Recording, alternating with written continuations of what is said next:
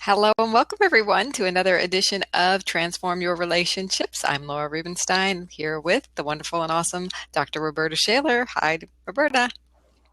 Hi, Laura. Hi, everyone. Welcome. We are having a very interesting topic today. Last time we started talking about alignment, and we're going to continue that, like aligning who you are at work and at home. But now, what about what you want with what you do? Isn't that an interesting concept? Like, I think there's a lot of wanting going on in the world. Yeah, I think there is a lot of wanting, and even more, Laura. I think what we have to come to grips with and have a good, hard, real look at is that there's a lot of wishing that doesn't even make it to the wanting stage. And the difference that I see there is you can say, I wish I had a sailboat, and I wish that that would manifest. And that's just something, a topic of conversation. You can say that no matter what. But if you say, I want a sailboat, then you have to have concrete steps to get that sailboat. Otherwise it's just a wish. If you're not Mm. going down to the dock and looking at sailboats and talking to sailors and going out on people's boats and putting money in your sailboat account and buying yachting magazines, if you're not doing all of that, you just wish you had a sailboat. You don't Interesting. want one. There's no action behind it, no goal set, no um, Nothing.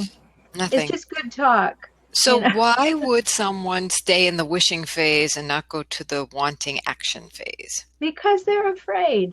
If Ah, you just wish you had one, like that's lovely. You could talk about that forever, and everybody says, "Oh, yeah, good for you. You wish you had a sailboat." But the wanting and the action phase requires you saying no to some other things in order to say yes to that thing. And so, and maybe you have to focus. Maybe you have to do things you don't want to do. Maybe you have to stick with your passion beyond the moment when it gets tough. mm, Those things have to happen. And, those are big issues that we're going to talk about today, because if you don't stick with it, then it really isn't a want. You were just mm. hoping something would show up in your driveway that looked like a sailboat. It's a safe place to be to stay in wishing. It's very safe. And again, it makes great conversation. And other people can say, well, she's wishing she gets a sailboat. Isn't that great? And yet, that's not necessarily anything to do with the actions that are being taken. Yeah. And just for those of you who are joining early on, we want to let you know that you can get, if you want help with going from wishing to wanting to having, we have a help for you at forrelationshiphelp.com is Dr. Rhoberta Shaler's awesome website with tons of resources that can help you move to the next step.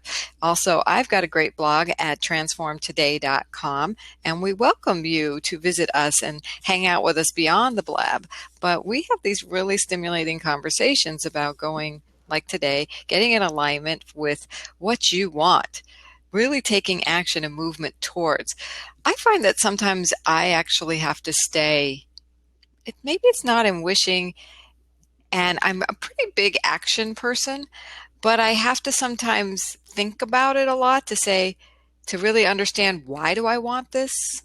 You Oh, know, yeah. The, uh, the compelling reason why you want it is key. yeah, because sometimes it's like avoid, I may want something to avoid something else, which is not really what I want, right? Like, and then I think we have a greed epidemic. Yes. Yeah. And so many things. I have clients that come to me, look at this webinar, shouldn't I take it? I feel so bad about myself that I'm not doing these things, that I'm not even going to the webinar. Like, I feel like I should be this success already because this person's leading this class and teaching all these other people, and I'm not going to be this success, and because I don't know their secret sauce. And boy, when you read all these things you could have, and you get anxious about not having it, but you haven't even looked underneath, is that really what you want? Well, yes, you're speaking to so many things that we can talk about here, but first of all, we have that FOMO, that fear of missing out. So Hmm. we we don't want to stay focused on our goals because there's another bright shiny object just over there that sounds much easier and more appealing. And if I just give that person $997, my problems will be completely solved. And you leave yourself out of the equation because you're still that person, and you have to know who you are, which is what we talked about before, walking in alignment with your values, to know if what it is you seem to want is because other people have told you you should want it, or if it Hmm. actually is in alignment with your gifts and your interests and the way you want to use your time to make your contribution to the world. And there are a lot of shoulds. People are always telling us, obviously we all are supposed to want to be a millionaire. I mean, there's something wrong with you if you don't want to be a millionaire. And then please give me $1 million to show you how to do that. Um, it's kind of a crazy business, but I think it's so important for us to know that we have one life, and that life is for us to be as conscious and thoughtful about as possible. So to your point, sometimes we want something or think we want something, but we have to look underneath that to see what is the compelling why that I want it. So I want to take away like the curtain of greed here. Like, oh, you can make $1 million. What if we just took that off the table? Now, what Please. do you want? What do you want? What does your soul, what will bring meaning to your life and to your soul? What will your life be about? Like when there's a lovely exercise that a lot of coaches do, and sometimes I'll ask clients this question. We come to the end of your life. You get to write your epitaph. What do you want written on your tombstone, or what do you want somebody to say about looking back on your life? What was that contribution? And maybe it's not the whole life. Maybe it's this phase of your life. What do you want this rich, juicy time to be about that would make it worthwhile living right now? And let's put the want behind that. Oh, Focus yeah. on that. Yes, let's give each other props for sure. Yeah, So, I think that's really important. I did that exercise, 30 years ago. And what I wanted on my epitaph was, and this may work for some people because it's not really about the contribution, but it's about the result of the contribution. And I want on my epitaph, were I to have one, which I'm not, that would be, she'll be missed. Because if I'm not missed from somebody's life, what was I here for? If my contribution wouldn't be missed, what have I done with my time? So it's important when we do that exercise to find out, not, well, let me tell you a story. I think I mentioned it before to you about the reporter who was interviewing Albert Schweitzer at the end of his life. Did I tell you about that? I don't recall. Oh, okay. Well, the reporter was talking to Albert Schweitzer, who was a missionary, brilliant, brilliant, brilliant man, and a lot written about him. You can look him up. And he said, "Is there anything about dying that scares you?" And Albert Schweitzer said, "Yes, there's one thing." He said, "I'm not afraid if St. Peter asks me, 'Why weren't you Albert Einstein?'" He said, "But I'm very afraid that he might ask me, 'Why wasn't I Albert Schweitzer?'" Yes. Right? So here we have the opportunity to live fully expressed, aware, and conscious. And if we go on autopilot and live by the magazines who tell us what we should want in order to be their definition of successful, we just miss the opportunity of our lifetime. We don't want to be doing that. So throw all those magazines away, all the self-help books away, all the gurus who want to charge you a lot of money away. Clear the deck. Yes. What do you want? Yes. What And would if you bring need help with that, call me, because this is the most basic thing. Or call Laura, call somebody, and work with them to help you. That what I'll do for you, what Laura will do for you, what any good person will do for you, is ask you insightful questions that you wouldn't ask yourself naturally. And then you can move in that direction, because you have to know who you are and what you're here to do, what really floats your boat and flips your skirt, and what do you want to get up for in the morning? And You I know? notice when I have these conversations with clients, I get inspired. Like when I Yeah. get that they're aligned, I get inspired. Or even if they're not yet knowing what they want, it's like opening the door and saying, there's a door over here. You're pointing to it. Let me turn your head. You're pointing to it. You've been looking at other things, but it's right here. And Yes. then there's this big light bulb moment, and then you can go set your goals and get into action. And it's just natural. And that fear, if it's there, acknowledge it, walk with it, make it Yes. your friend, let it guide you to what you really want. Fear, we so often want to squash and get rid of. But fear is an opportunity. Unless you're in danger, then run for your life. Okay. And physical danger, I have a saying, um, don't let fear run your life. Unless you're in physical danger, then run your life. Not run for your life. Yes. Right. So, when you have that fear, it can be channeled, that energy. In fact, a therapist once told me, do you know what the difference between fear and excitement is? It's a breath. It's the same energy, but one's like holding breath and one's like breathing. Yeah, exactly. And fear tells you you're onto something, right? Like, and fear invites you to examine your commitment to something. I mean, if you don't have commitment, any excuse will do. Oh, that scares me. Or I've got to read 3 books before that, or take 6 courses, or clean my car out, or Mm. whatever. That will be a good indication to you that maybe you're a little afraid to get started. Maybe you're afraid you won't succeed. But, heck, do it anyway if it's your passion. If you don't succeed, you'll have learned something. If you do succeed, you'll have contributed something. Where's the problem? Mm. Yes, make fear your friend and guide. And, I think fear comes up when we respond to it, and that we're alluding to something called self-sabotage here.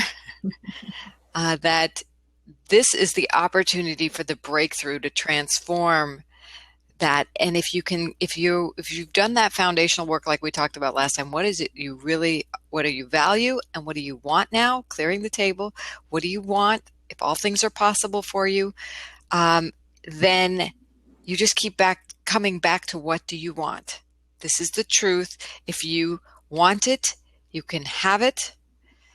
Take a deep breath, transform that energy, walk with it. Let me just put something in front of that, Laura, because I think it's important. The idea, one of the ways that we can also, rather than just make up our mind what we're going for, Mhm. is to honor the fact that maybe we're sitting in meditation and an idea comes. Or maybe we're led to hear something like a blab that we didn't even know why we went to listen to it. And maybe these things kindle in us a fascination or an understanding or a new thought like, wow, that's really important to me. So don't think that you have to be sitting down and going, what am I about? And make it really, really hard work. Hmm. But when an inspiration comes or a guidance comes or something, follow it. Find out, is that what I'm about? I am the queen of bright shiny object syndrome if left to my own devices. I will go madly off in all directions because so much interests me. But I had to learn over time to whittle and wean that down to be, what is my major contribution? And then once I got there, what is my major contribution within that? And it took time. And it took listening to my guidance and listening to my intuition and finding myself amazed that I just heard something or learned something or met someone that I had not in any way orchestrated. You bring up a really good uh, topic that I want to highlight: time. The other problem I see with clients coming to me, they always wish it was already done, or they expect it's going to take no time to get what they want. to get a result. Like even on social media. It's like, I'm just going to put my business out there on social media and all this business is going to come. I'm going to sell all these books. A lot of authors come to me. And guess what? It takes time. Things take time. Now, things can happen quickly, but I think there's some unrealistic expectations that you have to allow the right time to unfold. You have to plan for certain things that you want to get done, which will help with that bright, shiny object syndrome. Even if there's like all these things aligned with you, if you know what you want and you know your focus and a general timeline and it's realistic, they say set smart goals. One of them is setting realistic timelines. So check in, not expectations when you want it, but what's realistic. Then you can manage your shiny bright object syndrome and you can manage that expectation, knowing that things take time, especially when you trust. There's this element of trusting that you're on your right path and things unfold in the right time. Have you had that experience? Absolutely. And let's be, like you said, realistic. Let's use a really prime example. You get this tiny seed and it gets planted. It takes 9 months to have a baby. What are you hoping for? Or plants in the ground even. It's like, Yeah, don't I have broccoli yet? It's like February. yeah, it's like the people who go out and pull up the plants to see if they have any roots yet, Like, come on. And I know that sometimes we're desperate, and I know sometimes we're just so anxious to make something happen. But if you're settled into knowing your goal and knowing why you have that goal and knowing that you're going to have a little fear because it's probably a big goal and that you're going to have to take the time, then you have that opportunity to relax. And again, breathe. Okay, are you taking 3 steps every day toward your goal, no matter how small? Once you know what the goal is, you break it down into objectives and then into tasks. And are you taking 3 steps every day towards it? And I have a Because if tip. you don't water it, it ain't going to grow. Yes. And I have a tip about the bright, shiny objects. So, sometimes we might use them as a distraction to go off and like sabotage ourselves, and we justify it. This is so in alignment with me, right? So what I often encourage people to do is ask a question. Is this the highest and best use of my time right now? Given my goals, put that in the front. Given my goals, is this the highest and best use of my time right now? Great question.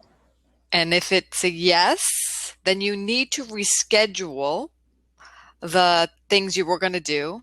Those 3 things you were just saying, that make sure you do every 3 things, for an immediate time in the near future. And you can go off and do the other thing. If it's not in your highest and best use, given your goals of the time, then guess what? You get to stick with your 3 things to do today. And Yeah, go, and that's such yay, good I will come advice, back. Laura. What? That's such good advice because if these things are important to you and you've put them on your calendar, you've made a date with yourself to actually do them. And sure, sometimes something comes up. Sometimes there's something amazing, an opportunity, but you have to do exactly what you said. Then you have to say, okay, if this is an amazing opportunity and I'm going to use the time in a different way, then I need to move my time to work on what I said I was going to do to the next available space. Right. And And I want to highlight that in terms of using your calendar. Like what you were saying, Roberta, is like brilliant. The calendar is your best friend. We are so used to just calendaring in appointments with other people, but calendar in the appointments to get your to-do list in there. that's It's right. It keeps it in front of your face all the time. And guess what? Do my little tip. If you don't do that little appointment with yourself for, whatever that task was, reschedule it in the immediate near future. Mm-hmm. And, we don't always go places in a straight line. A sailboat gets where it's going by tacking. Know that you are perhaps going to take a path that is not exactly straight, but you never lose sight of the direction and the destination. Oh, That's props for important. you. Never lose sight of the destination and the direction, because that will keep you on task. If you're generally herding the cats west, you're going to get west eventually. Um, but if you go off in all directions, as I said, my natural tendency is to do, it doesn't work so well. Here's an example from my life. Yes, I've written lots of books, and yes, I've spoken in lots of wonderful places, and I love doing all of that. However, the books don't get written if I don't put my fanny on the fabric. you know, there's no magic to doing that. The speaking opportunities, they have to be prepared for, they have to be invited. These things have to happen. It's not like, and occasionally it happens that my telephone rings or I get an email to say, come and speak or do this. But if I want to offer my gifts to the world, I have to tell someone about my gifts and make them valuable to them so that they would have that idea. And the same thing is true for any goal that you have. You have to keep your fanny on the fabric, and you have to keep going in the direction, and you have to tell lots of people this is my goal, because if you don't tell them, they won't know they could help you. Getting help, very key. Help is key. Speaking of help, we have books. You mentioned books. Tell us about your books that people can learn about at forrelationshiphelp.com. Well, I have books, 16 of them. So you can learn about from Kaizen for Couples, Smart Steps to Save, Sustain, and Strengthen Your Relationship. You can get the passive aggressive edition of my new book. I'm just finishing the big book, but the passive aggressive edition is out there. It's called The Hijackal Trap: Loving Someone Who Shoves You Away Yet Demands That You Stay. I love My that. field within my field is working with the partners and coworkers of chronically difficult people. Those are the people I call hijackals. And if you Yeah. want to know what that means, it means hijackals are people who hijack relationships for their own purposes while scavenging for power, status, and control. You might know one of those or be related to one of those. So there's lots of books there for you, and my blog too for relationship help. And then I want to say too, .com. .com. Laura, what you write about in Social Media Miss Busted, and the Oof. kind of help that you've given me Yeah. to make myself more visible is invaluable. So if you have a goal and you need to tell people about it, then use the tips that Laura suggests, because incredible result by doing one thing that she said that had never occurred to me. So get Yay. help. Tell people that around you, but tell people on social media too. Yeah, I mean, I just think that, my book is actually kind of about what I was talking about, those things that get in the way of getting your goal of what you want. So many people put resistance up there to social media. It's like, I want to be a success, but I hate social media. I don't want my private life, exposed. I don't want, um, you know, it's just a waste of time. And there's all these excuses. Guess what? Every chapter is a different excuse and how to bust it Yeah. because of the phenomenal tool and the phenomenal opportunity you have to access billions of people you otherwise wouldn't have access to before. You make new friendships, you make new business alliances, you get resources, you get support. And my whole thing about writing this book, the bottom line is if we have more people using social media for social good, it becomes a better platform. The world becomes a better place. We drown out the negative. Okay. And we need that positive energy. And it's a fabulous tool for that. My theme is inspiring. So anything I put on social media, I think, is this inspiring? is, can this move people forward? Does this lift me up? Then I put it on. If it doesn't answer those questions, doesn't provide some good for somebody, it ain't going up. Right. And so that's very clear, so that you see that Laura's goals, what Laura's gift to the world is aligned with what she does every day because she's thought it through. So when you are aligning what you want with what you do, that might be what you do every day. It might be what you do to earn money.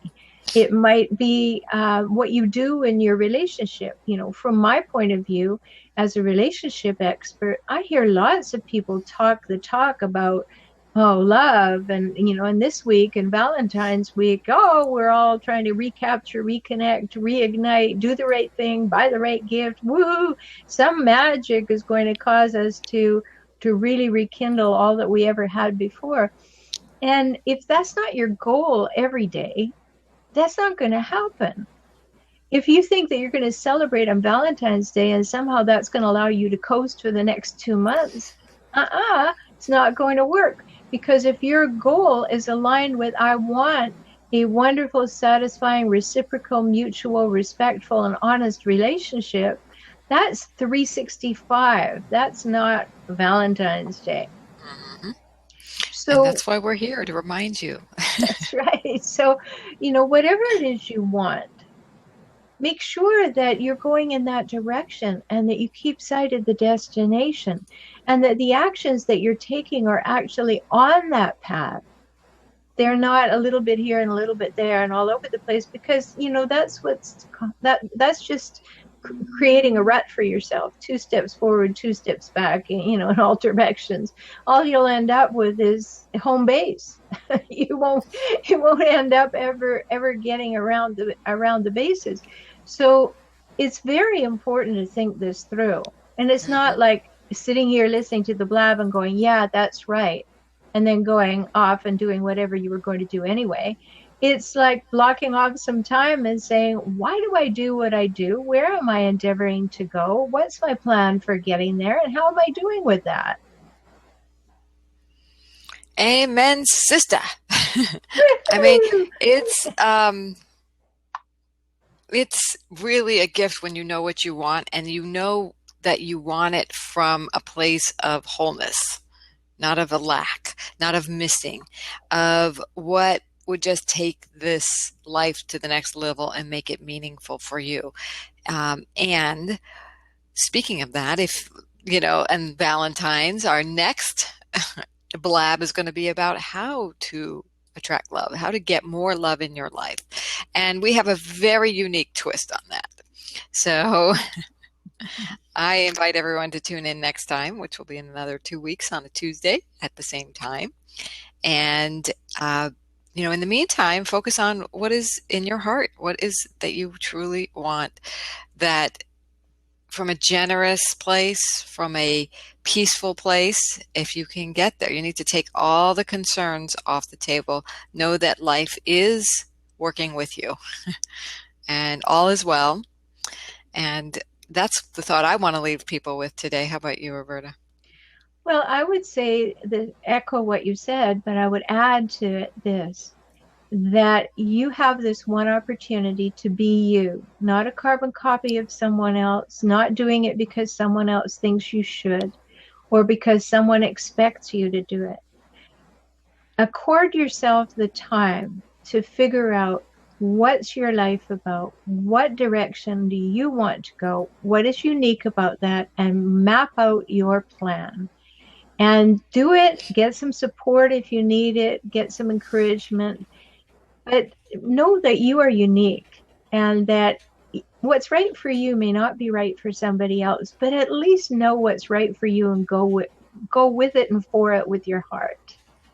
I'm putting our URLs here up in the chat. So if anybody wants more from us, we had such a rich conversation. I'm at Transform Today, and of course you can learn more about my book, Social Media Myths Busted, there.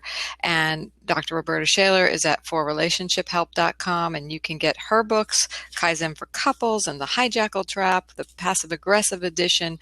You know, I just think that we have covered an incredible Mm, new perspective for people to get beyond shiny objects, just as a little recap here, by focusing in on what is truly in your heart, taking away all the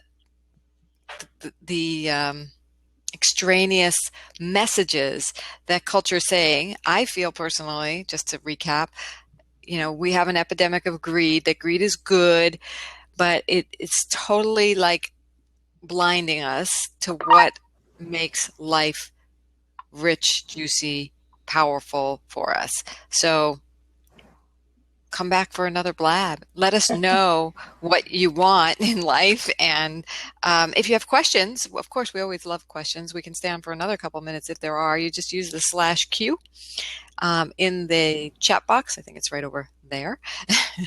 And you're welcome to ask us questions. If we can't cover them today, if it's not on topic for today, maybe we'll cover them in a future blab. We are going to be here twice a month for you.